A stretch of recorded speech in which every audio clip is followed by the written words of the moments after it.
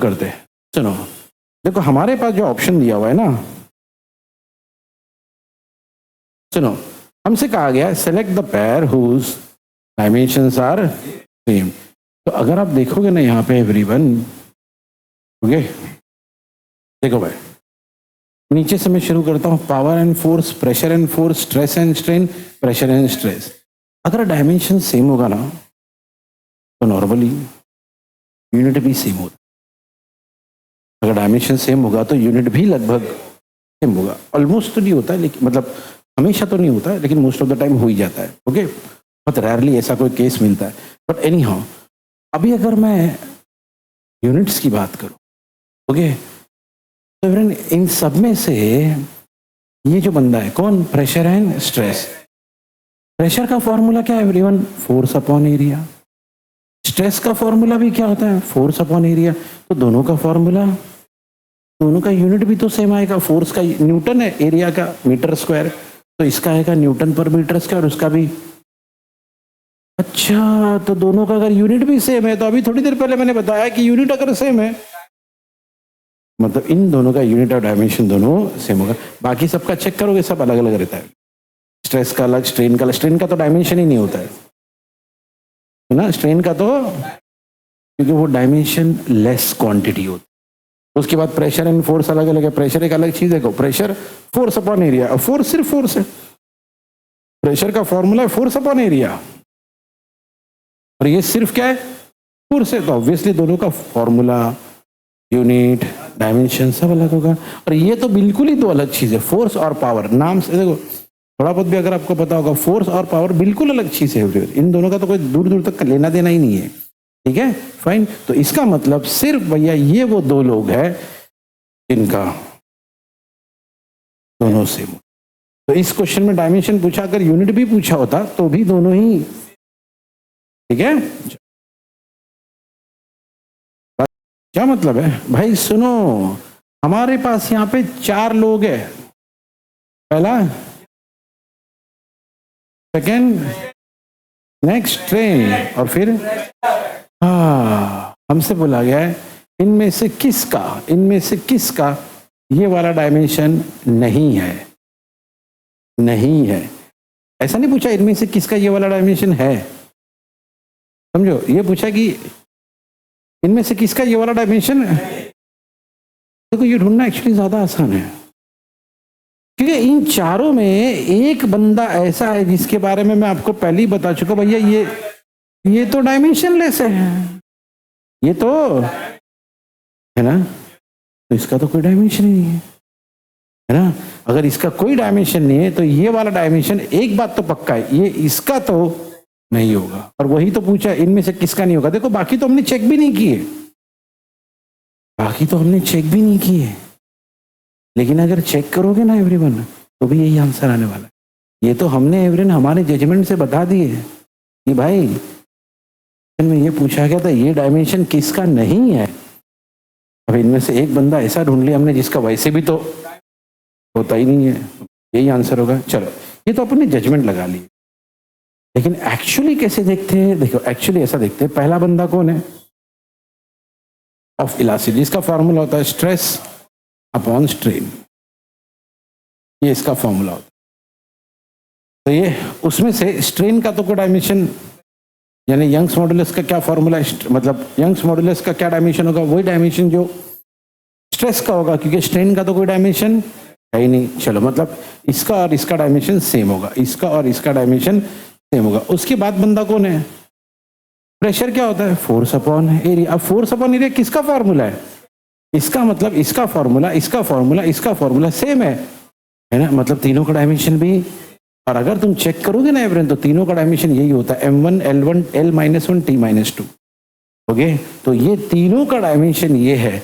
हमसे पूछा है ये डायमेंशन किसका नहीं है, तो किसका नहीं है भैया, इसका नहीं है। लेकिन इतना मेहनत करने की जरूरत नहीं है, क्योंकि हमने तो पहले से पता कर लिया था, है ना। ये बात है, ऐसा करो या ऐसा करो, आंसर तो वही आने वाला है। ठीक है, ऐसा, ठीक है। अभी तो देखो, खाली वर्क का नहीं, सबका डायमेंशन होगा वहां पे। ठीक है, चलो सुनो अभी यहाँ पे क्या लिखा है। हमारा ये क्वेश्चन क्या कहता है कि ये जो डायमेंशन है इनमें से किसका है, इनमें से किसका है। ओके, देखो मेरी बात सुनो, वैसे तो एवरीवन इनमें से सारे लोग डायरेक्ट देखो वर्क और एनर्जी सेम ही है। ओके, फोर्स हमको मालूम है एवरीवन न्यूटन होता है, ठीक है, बचा कौन, ये पावर का फॉर्मूला क्या होता है, वर्क अपॉन टाइम। पावर का फॉर्मूला होता है वर्क अपॉन टाइम। वर्क का सुनो सुनो सुनो, वर्क का डायमेंशन होता है क्या होता है भैया, m1 l2 t -2, और नीचे कौन है टाइम, टाइमिंग का डायमेंशन क्या होगा t1। तो ये देखो वर्क का डायमेंशन ये है, टाइम का डायमेंशन ये है, ठीक है। अभी एक ही चीज, सिर्फ ये जो t1 है ऊपर जाएगा तो क्या होगा t-1, अरे नीचे प्लस है, ऊपर जाके माइनस हो जाएगा, ऊपर जाके, यानी अगला स्टेप हमारा होगा m1 l2 t-2, और t जो नीचे 1 है वो, अब आप ही बताओ, -2 -1 क्या होगा -3, बराबर है। तो m1 l2 t माइनस, इन्हें किसका डायमेंशन फिर ये पावर, ये कहानी है। तो इस बार हमसे क्या पूछा गया था, हमसे पूछा गया था कि भाई L अपॉन आर का डायमेंशन क्या है बताओ, L अपॉन आर का। तो पहले तो L कौन है, इंडक्टेंस, R कौन है, रेजिस्टेंस, ठीक है।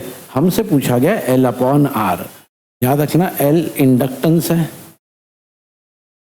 R रेजिस्टेंस है, दोनों का डायमेंशन मैंने दे दिया आपको। हमसे पूछा है L अपॉन आर क्या होगा, तो सोचो आप ही सोचो, अगर इन दोनों को डिवाइड करो, ऊपर क्या है m1 l2 t-2 a-2, नीचे m1 l2 t-3 a-2। तो आपको नहीं लगता है ऑलमोस्ट सारी चीजें सेम है ना। अगर ऑलमोस्ट सारी चीजें सेम है तो भैया ये कैंसिल होगा, ये कैंसिल होगा, ये कैंसिल होगा, यहाँ पे खाली थोड़ा सा काम होगा। ओके, क्या होगा सर काम, देखो ये -3 है, ऊपर आ जाएगा तो क्या होगा +3, है ना, +3 और -2 है ना, +3 और -2 क्या होगा भैया 1। तो इसका मतलब देखो मेरी बात सुनो ध्यान से एवरीबॉडी हियर, इसका मतलब ये है, तो पहले तो m और m कैंसिल हो गया, तो सब इधर m और m कैंसिल हो गया तो क्या बचा m0 ना, जब कैंसिल हो गया तो क्या बचा m0। तो तुम्हारा ध्यान नहीं है, इधर आ जाओ जल्दी से, हाँ फोकस करो फोकस करो, इधर आ जाओ, हमजला के साथ आ जाओ, ठीक है। L2 भी कैंसिल हो गया तो क्या हो गया L0, -3 ऊपर आ गया +3 है ना। अब t-2 और +3, t-2 t +3, 3 - 2 क्या होगा 1, तो t1 और a, सही है। इसका मतलब m0 l0 t1 और a0। ओके, इधर देखो, हाँ यही है ना। ओके, तो a तो है ही नहीं, ये तो इन्होंने दिया ही नहीं है। चलो बाकी का देखते, क्या होना चाहिए m0 l0 और t1।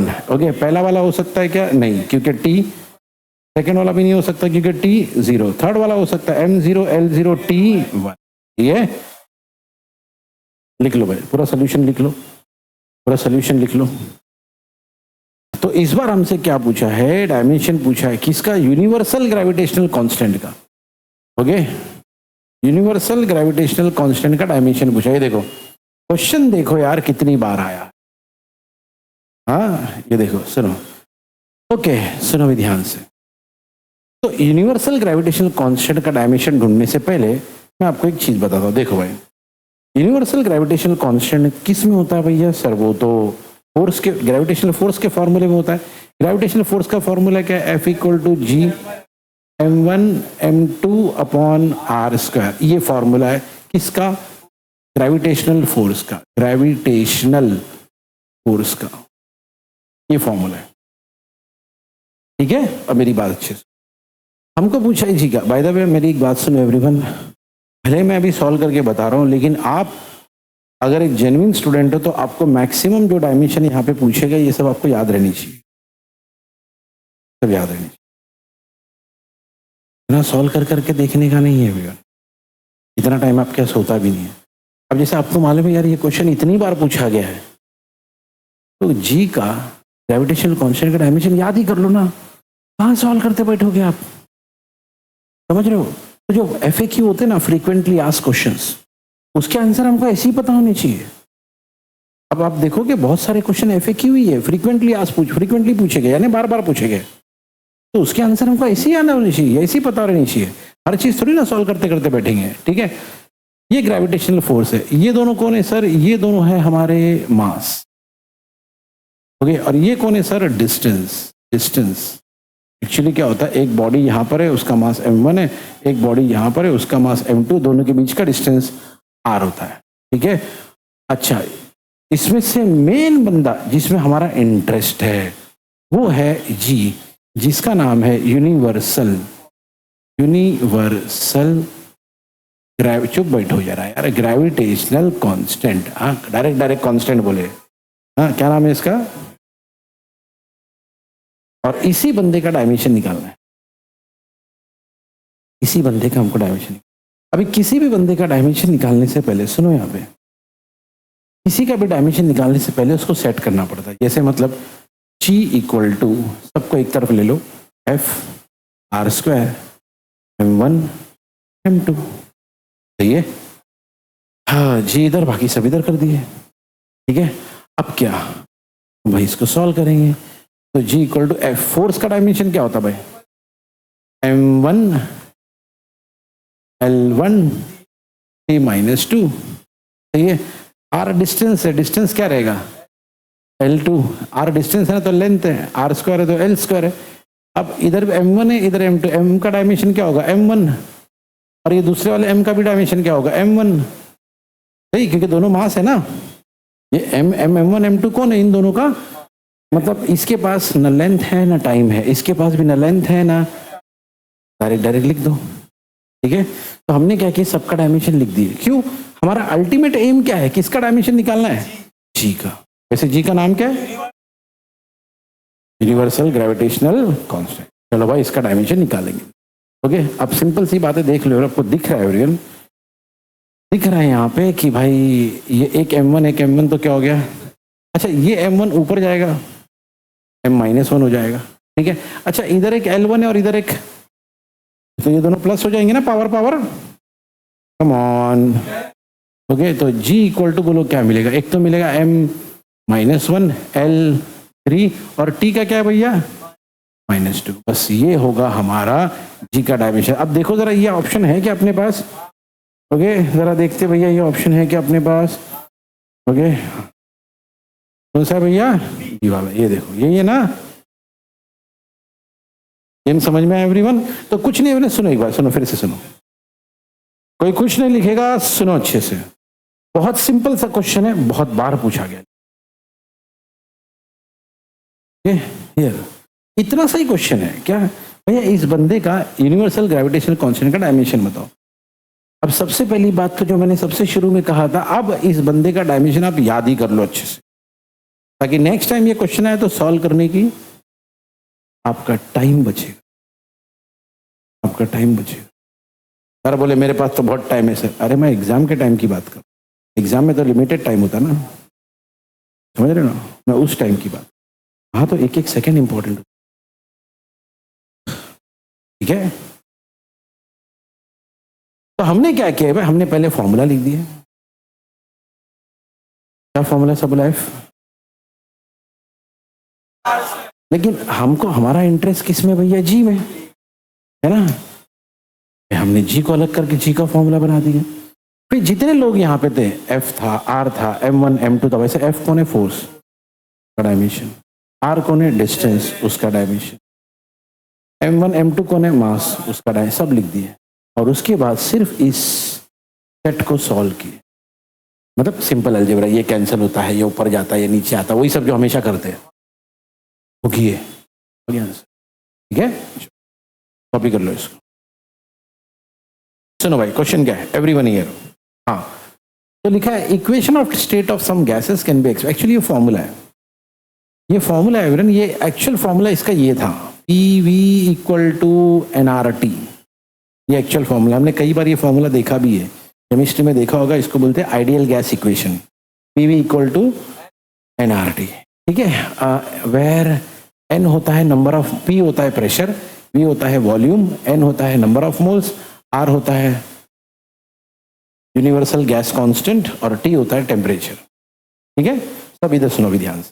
फिर एक बार, P pressure, V volume, N number of moles, R universal gas constant, T temperature. ये एक्चुअल फॉर्मूला है। सुनो सुनो सुनो, लेकिन इस फॉर्मूले को जब थोड़ा सा करेक्ट किया गया, सुनो ध्यान से, इस फॉर्मूले के अंदर जब थोड़ा सा करेक्शन लाया गया तब वो फॉर्मूला ऐसा बना। ओके, एक्चुअली ये जो फॉर्मूला बनाया गया था ना, वो कुछ स्पेसिफिक कंडीशंस में बनाया गया, जिसको कहते हैं आइडियल कंडीशन। जब वो आइडियल कंडीशन को थोड़ा चेंज किया गया और रियल किया गया, ओके, रियल कंडीशंस को, तो ये फॉर्मूला सामने है। ओके, बाद में टाइम आएगा जब मैं बताऊंगा आइडियल कंडीशंस क्या है और रियल कंडीशंस क्या है। फिलहाल इतना याद रखना। तो ये फॉर्मूला सामने है, ये फॉर्मूला अपने को मिला। अब हमसे सिर्फ ये पूछा गया है कि इस फॉर्मूले में एक बंदा है। अगर आप देखोगे, जब ये फॉर्मूले को पढ़ेंगे, इसको पढ़ना फॉर्मूला,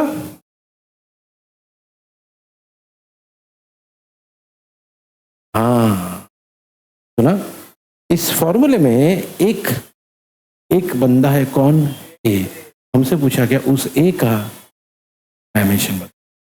ठीक है, तो देखो मेरी बात सुनिए, क्वेश्चन इसलिए इस बार इतनी बार पूछा गया, ठीक है, ए का डायमेंशन निकालना है ना, तो आपको एक कंसेप्ट पता होना चाहिए, और उस कंसेप्ट को कहा जाता है प्रिंसिपल ऑफ होमोजेनिटी। क्या बोलते हैं उसको? घर से पढ़ के आओगे, सॉल्व करके आओगे तो आंसर दे पाओगे, है ना। और वो प्रिंसिपल ऑफ होमोजेनिटी क्या कहता है? जैसे अभी पहला ब्रैकेट देखो, पहले ब्रैकेट में कौन है? P और A plus A upon V square, है ना, P plus A upon V square. P है और A अपॉन वी स्क्वायर है। तो प्रिंसिपल ऑफ होमोजेनिटी कहता है कि भाई ये जो P है और ये जो A अपॉन वी स्क्वायर है, दोनों का डायमेंशन सेम होगा। एक ही ब्रैकेट में है ना दोनों, P plus A upon V square, दोनों के बीच में प्लस है, तो बोले P का और A अपॉन वी स्क्वायर का डायमेंशन। तो मेरी बात सुनो, इस कंसेप्ट को कहा जाता है principle of homogeneity. Principle of homogeneity, homogeneity. Okay, अब मेरी बात सुनो, तो इसका मतलब अगर हमको A का डायमेंशन चाहिए तो वी स्क्वायर को यहाँ लेके आ सकते, यानी P इंटू वी स्क्वायर अगर करेंगे और उसका डायमेंशन निकालेंगे तो हमको किसका डायमेंशन मिल जाएगा? A का, बराबर। वी स्क्वायर वहाँ डिवाइड में था, इधर आके मल्टीप्लाई हो गया। ओके, तो सिंपल वर्ड्स में अगर A का डायमेंशन चाहिए, ये पता नहीं बॉक्स का मतलब क्या है? डायमेंशन, ये सिंबल है, ये बॉक्स सिंबल है, डिजाइन के लिए नहीं बना रहा हूँ, समझ रहे ना, डिजाइन नहीं अपना, वो डायमेंशन का सिंबल है। तो अगर हमको A का डायमेंशन चाहिए तो P का डायमेंशन वी स्क्वायर के डायमेंशन को मल्टीप्लाई कर, ठीक है। तो P कौन है? प्रेशर, और V कौन है? सुनो एवरीवन, ये प्रेशर का डायमेंशन ये है M1, L-1, T-2। वॉल्यूम का डायमेंशन होता है L3। कैसे सर? आपको याद करो ना जरा, वॉल्यूम जब भी हम लोग लिखते थे स्कूल में भी कैसे लिखते थे? क्यूबिक सेंटीमीटर या सेंटीमीटर क्यूब, क्यूबिक मीटर या मीटर क्यूब, है ना, वही तो है मीटर क्यूब, सेंटीमीटर क्यूब। क्या है? मीटर क्या है? लेंथ है, लेंथ का क्यूब। सर ऊपर 2 क्यों डाले? क्योंकि V के ऊपर, सर इसके ऊपर नहीं डाले क्योंकि P के ऊपर कोई स्क्वायर नहीं, सही है, बस तो हो गया। तो अब मेरी बात सुनो, ये है M1, ये है L-1, ये है T-2, 3 इंटू 2 ये हो गया L, ठीक है। अब ये -1 है और वो 6 है, तो भाई क्या मिलेगा बोलो? M1 L5, 5 कैसे मालूम? एक सेकंड, 5 कैसे? -1 और ये 6 -1 5, ओके। T-2 ये है आपका डायमेंशन। किसका? किसका डायमेंशन है ये? A का। और यही हमसे पूछा गया था ना, क्या पूछा गया था हमसे? किसका डायमेंशन बताओ भाई? Find the dimension of A। देखो भाई कैसे निकाले। फिर एक बार, बड़ा सा फॉर्मूला था हमारे पास, हमने उस बड़े से फॉर्मूले पे फोकस नहीं किया भाई, हमने सिर्फ हमको क्या चाहिए उस पर फोकस किया। ओके, हमको बोला गया था भैया ये इसका डायमेंशन निकालो, A का, A का। तो हमने सोचा यार इस ब्रैकेट को देखेंगे, हमने इस ब्रैकेट पे देखा, जब उस ब्रैकेट पे देखा तो वहां पे लिखा था P plus A upon V square. अब हमने एक लॉ पढ़ा है जिसको कहते हैं प्रिंसिपल ऑफ होमोजेनिटी। क्या कहते हैं? और वो लॉ यही कहता है कि भाई देखो, अगर ये ब्रैकेट है, यहाँ पे जो भी टर्म है और यहाँ पे जो भी टर्म है, बड़ा छोटा, डिवाइड मल्टीप्लाई जो भी है, दोनों का डायमेंशन सेम हो, दोनों का। बस उसी आइडिया पे हम यहां चले गए। हमने एक तरफ लिखा डायमेंशन ऑफ पी और एक तरफ लिखा dimension of A upon B square, और बीच में कौन सी साइन डाली हमने? इक्वल टू की साइन डाली। देख लो, बीच में कौन सी साइन डाली हमने? इक्वल टू की साइन डाली। क्यों डाली इक्वल टू की साइन? क्योंकि प्रिंसिपल ऑफ होमोजेनिटी कहता है ये दो लोग जो है ना, ब्रैकेट के अंदर जो दो लोग हैं, उनका डायमेंशन इक्वल होगा। ठीक है, कहानी को पकड़ो एवरेन, कहानी को पकड़ो, बाद में यही कहानी याद आएगी। हाँ सर, अब बोले थे। ठीक है, जो अब क्या किया, क्योंकि हम ए में इंटरेस्टेड है, किस में इंटरेस्टेड है? बी स्क्वायर को वहां घुमा दिया, हमको ये मिला। अब इसमें बचा पी, पी यानी प्रेशर, प्रेशर का ये याद रहना चाहिए भाई, ये याद रहना, क्योंकि याद नहीं है। हाँ हाँ, मैं ऐसा नहीं कि अपनी अपनी आदत होती है, L1 M ये सब ही ओके। फिर वी का वॉल्यूम, वॉल्यूम का डायमेंशन ही है। ओके फाइन, ऐसा है। ओके फिर क्या, फिर खाली सिर्फ अलजेब्रा कर ली बस, इसके पावर में 2 था, मल्टीप्लाई करके 6 सॉल्व कर ली, ये आंसर आ। ठीक है, लिख लो इसको। तो कहानी ये है कि इस बार ना ये हमको एक इक्वेशन बना के दिया गया है, उसमें एफ है फ्रीक्वेंसी, सी खुद ही बोला गया, सी क्या है? एम मास है बोले, है ना, के कौन है बोले, स्प्रिंग कौन है, सबका नाम हमको दे दिया गया। हमारा काम क्या है इसमें ना, एम के ऊपर एक्स लिखा गया और के ऊपर, और हमसे वो बोला गया फाइंड द वैल्यू ऑफ, ये कहानी है। ठीक है, तो फॉर्मूला याद रखना, F equal to C M raise to X के रेस टू वाई। मैं जा रहा हूं वहां पे, मुझे बताओ। रेडी, चलो बोलो क्या है भाई? एफ इक्वल टू सी लिखता हूं मैं यहाँ पे 30 ना, F equal to C M raise to X के रेस टू वाई। ठीक है, चलो एक एक बंदे का डायमेंशन सोचते हैं अभी। एफ, एफ को फ्रीक्वेंसी, फ्रीक्वेंसी का डायमेंशन होता है, आपके पास होना चाहिए, फ्रीक्वेंसी का डायमेंशन होता है t-1। फ्रीक्वेंसी का डायमेंशन होता है t-1। सी तो खुद ही बोला भैया, छोड़ो उसको। m यानी मास, m यानी मास का डायमेंशन होता है m1। ठीक है, के है स्प्रिंग कांस्टेंट, के है, चलो भाई स्प्रिंग, चलो m1, l नहीं है तो 0, और t ये डायमेंशन है किसका? स्प्रिंग कांस्टेंट का। तो हमारे पास f का भी है, m मास का भी है, और सबको उठा के डाल देंगे, सबको उठा के यहाँ पे डाल देंगे। ठीक है, तो सीन देखो क्या है, लेफ्ट में कौन है? f, बराबर, तो f का क्या है? t-1। सी का डायमेंशन नहीं, छोड़ो। m का कितना भैया? m raise to 1। ऊपर एक पावर में क्या है? x। फिर k का क्या है भैया? m1। l0 लिखना है नहीं लिखना है, कोई लिखो या मत लिखो, कोई टेंशन नहीं है। t-2 और पावर में क्या है? सही है, देख लो हमारे पास जो भी डायमेंशन है सब हमने अपने अपनी जगह पे लिख दिया। सही है, वैसे हमको करना क्या है? x और y का वैल्यू फाइंड आउट करना है ना। चलो भाई सुनो अभी, तो सबसे पहले एवरियन आप देख सकते हो यहाँ पे पावर में x है, यहाँ पे पावर में x है, और यहाँ पे पावर में, बस तो एवरीवन पहले इसी को सॉल्व कर लेंगे। ये t-1 ऐसे ही रहेगा, सुनो इधर, ये हो जाएगा m1 into x x, okay, यहाँ पे m1 इंटू वाई वाई, और t-2y, ये है ना, x यहाँ मल्टीप्लाई हुआ, y इसके पावर में मल्टीप्लाई हुआ। अब यहाँ m रेस टू x है, m रेस टू y है, ओके, इसका क्या होगा सर? अरे भाई सिंपल कॉमन सेंस, हमारे स्कूल लाइफ का formula, a raise to m into a raise to n क्या होता है? a raise to m plus n।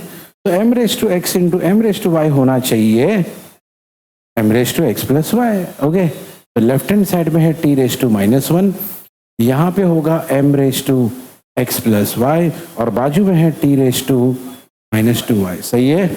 Yes बस अब क्या भैया, अब देखो यहाँ तक पहुँचने के बाद अब सिर्फ एक ही चीज बच जाती है और आंसर आ जाएगा, वो बात की बात है। ओके अभी तक क्या हुआ एक बार देख लेते हैं।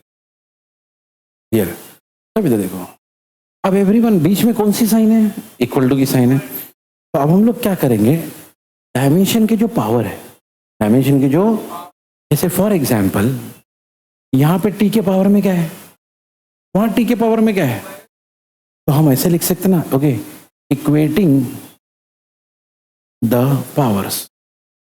ओके इसके पावर में -1 है, उसके पावर में, तो दोनों इक्वल होना चाहिए क्योंकि बीच में कौन सी साइन है।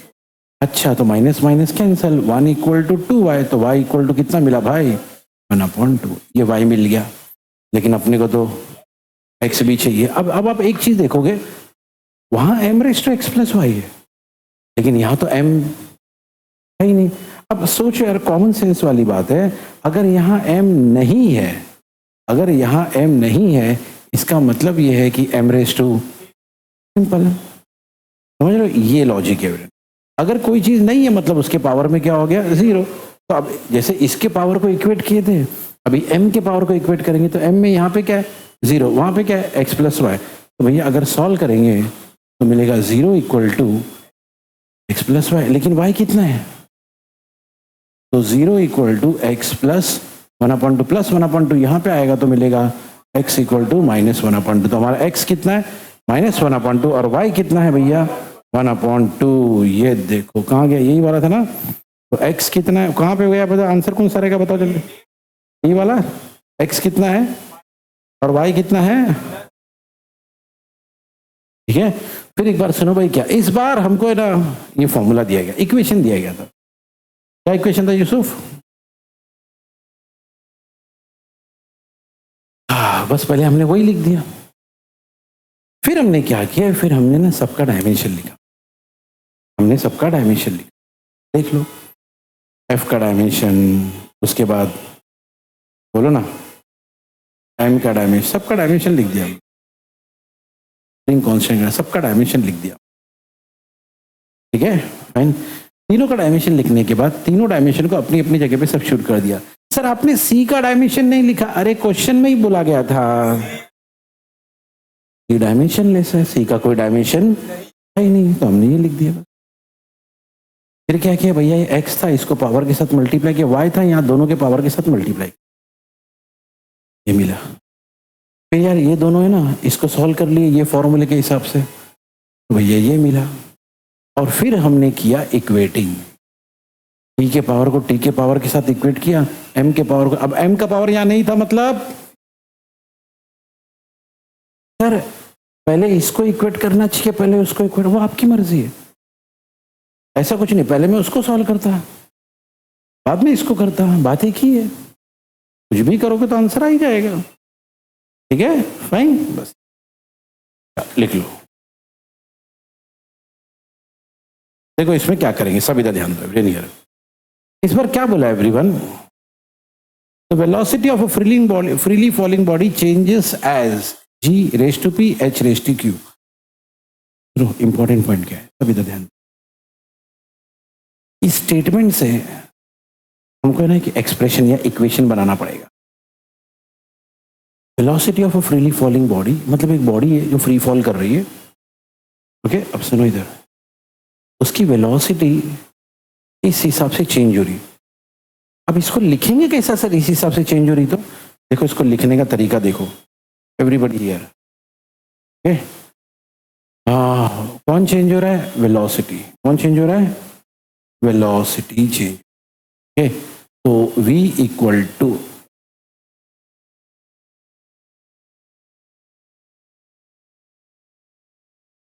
= सुनो इधर, v वेलोसिटी चेंज हो रहा है, चेंजेस प्रोपोर्शनैलिटी की साइन डालोगे, इक्वल टू की साइन नहीं डालोगे, प्रोपोर्शनैलिटी की साइन डालो।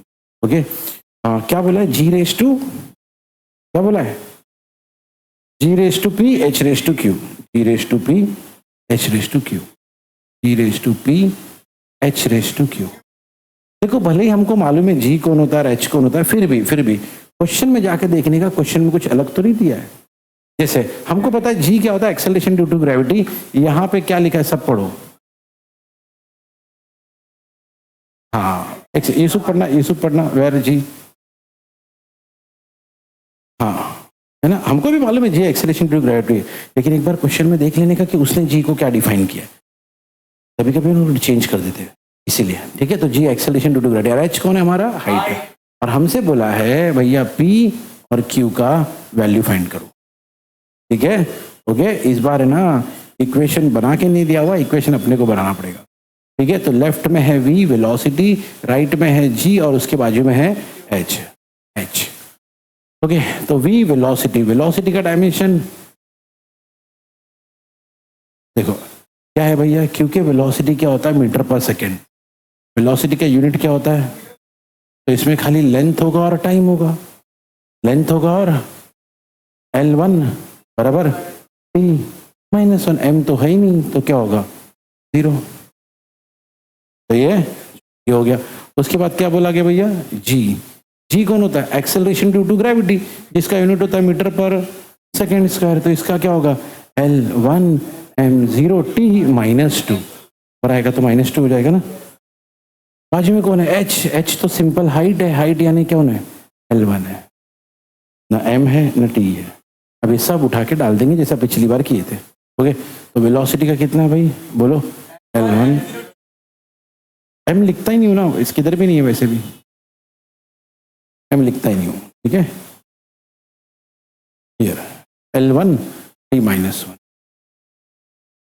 ओके इज इक्वल टू, यहाँ पे हाँ वैसे आप चाहो तो इसमें अगला स्टेप ऐसा लिख सकते हो, v equal to K g raise to p और h raise to q where k is dimensionless. k को क्या बोलेंगे नहीं, ताकि आप ऐसा लिख सको। ठीक है, चलो एनी हाउ, तो g का डायमेंशन क्या है भैया, L1 t -2, L1 t -2 raise to p बराबर है। ओके, और उसके बाद कौन है h का क्या है L1 रेज टू, तो ये चलो भाई यहां तक क्या क्या किया पहले एक बार देख लेते हैं। तो भाई ऐसा है, ये p है और वो क्या है, ओके तो ना अब हमको पता है भैया ये जो p है यहाँ दोनों के साथ मल्टीप्लाई होगा और q इसके साथ मल्टीप्लाई होगा। अब ऐसा करने से क्या मिलेगा, देखो लेफ्ट हैंड साइड में कौन है L1 t -1 और यहाँ पे आएगा L raise to p t raise to -2p और इधर आएगा L रेज टू q। तो ये ओके, तो इधर आ जाओ, L1 t -1 यहाँ पे p और q, L raise to p L raise to q यानी L raise to p plus q और यहाँ पे t रेज टू -2। सही है, ओके चलो। तो अब है ना एवरीवन, क्योंकि दोनों के बीच में इक्वल टू की साइन है, तो अभी क्या करेंगे एवरीवन, पिछली बार भी मैंने बताया था equating the powers, equating the, इसके L के पावर में क्या है उसकी पावर में, यानी अगर इक्वेट करेंगे एवरीवन तो मिलेगा p plus q equal to, इसको दे देंगे इक्वेशन नंबर 1 और सॉल्व तो कर नहीं सकते, इसको छोड़ दो। अब t के पावर में क्या है, t के पावर में क्या है, तो यहाँ पे -1 और वहां पे -2p, minus minus cancel, 1 equal to 2p यानी p इक्वल टू,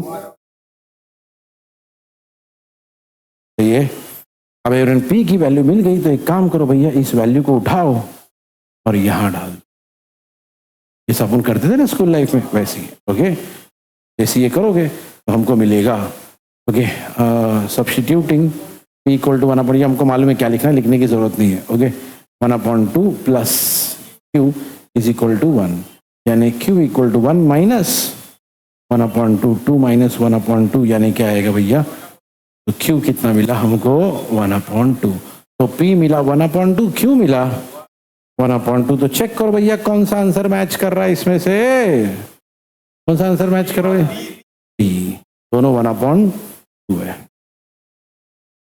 ठीक है, ओके चलो देख लो फिर एक बार क्या किया हमने।